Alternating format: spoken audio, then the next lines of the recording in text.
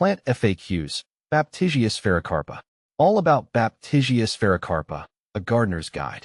I'm Ferb Vu, and I'm here to answer your questions about Baptisia sphaerocarpa, also known as yellow wild indigo. This stunning perennial is a favorite among gardeners for its vibrant blooms, low-maintenance nature, and resilience.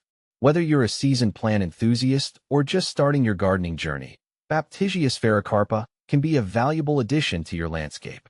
Let's dive into some common questions about this remarkable plant. See more 25 species in genus Baptisia at monsteraholic.com. Baptisia sphaerocarpa is a native North American wildflower belonging to the Fabaceae or legume family. It boasts beautiful, pea-like flowers in a cheerful yellow hue. The plant forms a rounded, mounding shape, reaching heights of 2 to 3 feet and a similar spread. Baptisia sphaerocarpa thrives in full sun to part shade and is known for its exceptional drought tolerance.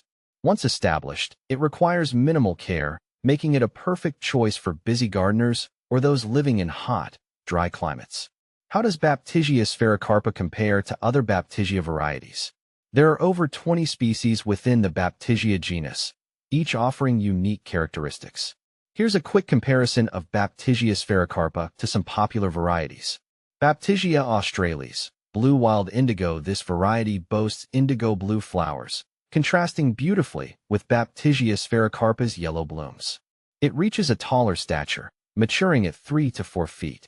Baptisia Carolina moonshine, false indigo. This cultivar is prized for its bicolored blooms, featuring soft yellow petals with a central, creamy white flare. It's a compact choice, growing only 2 to 3 feet tall. Baptisia purple smoke, false indigo. True to its name, this variety produces stunning purple flowers with a smoky, silvery sheen. It's a taller option, reaching 4 to 5 feet in height. Choosing the right Baptisia for your garden depends on your desired flower color, plant size, and overall aesthetic preference. All Baptisia varieties share similar low-maintenance needs and provide excellent drought tolerance. How to plant and care for Baptisia sphaerocarpa. Planting Baptisia sphaerocarpa is a breeze. Here's what you need to know. Timing. Plant your Baptisia sphaerocarpa anytime the ground isn't frozen, ideally in early spring or midsummer when the plant is actively growing roots. Location. Choose a well-drained spot with full sun to part shade. Baptisia sphaerocarpa tolerates a wide range of soil types, but thrives in sandy or loamy soil. Planting. Dig a hole twice the width of the root ball and amend the soil with some compost if needed. Plant your Baptisia at the same depth it was growing in the container. Water deeply after planting. Watering and feeding Baptisia sphaerocarpa. Once established, Baptisia sphaerocarpa is incredibly drought tolerant. Regular watering is only necessary during prolonged dry spells or during the first year after planting while the plant establishes its roots. Fertilizing Baptisia sphaerocarpa is generally not required. However, if your plant appears weak or shows stunted growth, you can give it a light feeding with a balanced fertilizer in early spring. Pruning and maintenance for Baptisia sphaerocarpa. Baptisia sphaerocarpa requires minimal maintenance. You can cut back the old flowering stems to the ground level any time after the first hard frost. This will encourage new growth and improve the plant's appearance in the spring. Common pests and diseases of Baptisia sphaerocarpa. Baptisia sphaerocarpa is generally resistant to pests and diseases.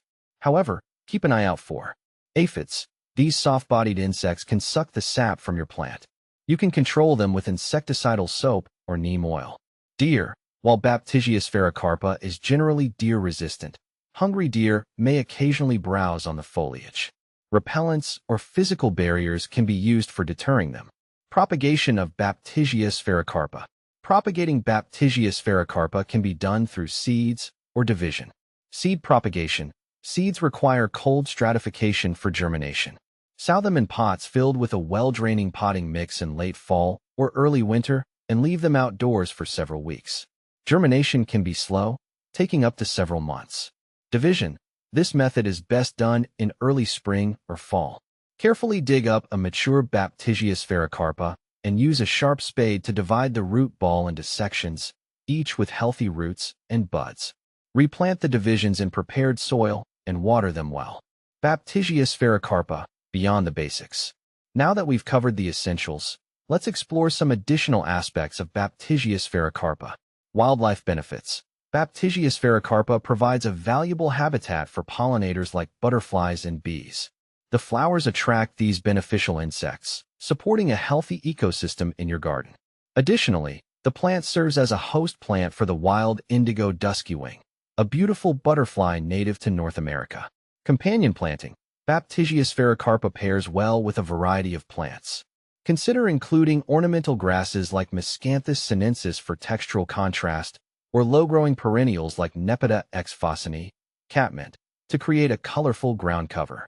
You can also combine Baptisia sphaerocarpa with summer-blooming perennials like Rudbeckia fulgida, black-eyed Susan, for a vibrant display throughout the season.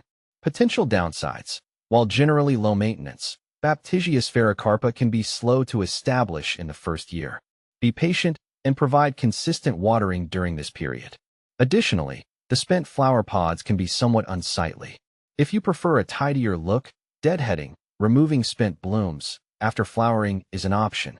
Conclusion. Baptisia sphaerocarpa, a rewarding addition to your garden. Baptisia sphaerocarpa is a low-fuss perennial that offers a wealth of benefits for gardeners.